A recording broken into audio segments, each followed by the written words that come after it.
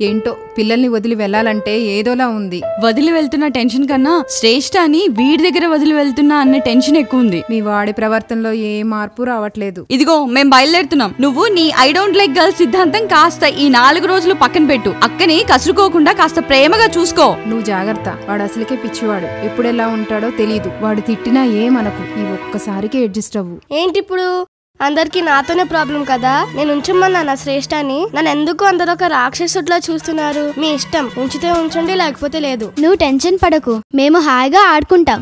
Already తమ్ముడితో deal set చేసుకున్నా. ఏం తమ్ము, రెడీనా?